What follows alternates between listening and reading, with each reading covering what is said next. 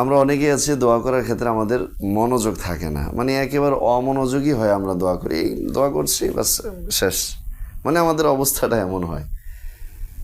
অথচ রাসূল সাল্লাল্লাহু আলাইহি ওয়াসাল্লাম তিনি বলছেন, যখনই তোমরা দোয়া করো তখন তোমরা ধীর, কবুল হওয়ার দৃঢ় বিশ্বাস নিয়ে তোমরা দোয়া করো, যে আমি যে দোয়া করছি আল্লাহ তাআলা অবশ্যই আমার দোয়াটা কবুল করবেন, এই দৃঢ় বিশ্বাস একিন নিয়ে তোমরা দোয়া করো। রাসূল সাল্লাল্লাহু আলাইহি ওয়াসাল্লাম বলছেন, ওয়া আলামু আন্নাল্লাহা লা ইস্তাজিবু দুআআন মিন কলবিন গাফিলিন, জেনে রেখো আল্লাহ তাআলা কোনো গাফেল ব্যক্তির, অমনোযোগী ব্যক্তির দোয়া আল্লাহ সুবহানাহু ওয়া তাআলা কবুল করেন না।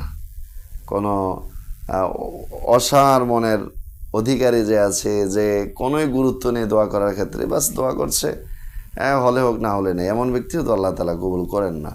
আপনি যত সময় দোয়া করেন, আপনার সেই দোয়াটা যেন অল্প সময় হলেও যেন আপনার দোয়াটা খুব মনোযোগ সহকার হয়, ইয়াকিনের সহিত হয় যে আল্লাহ তাআলা আমার দোয়াটাকে কবুল করবেন, সেইভাবেই আমরা আল্লাহ তাআলার কাছে দোয়া করব। যখনই দোয়া করব আমরা যেন অমনোযোগী না হই।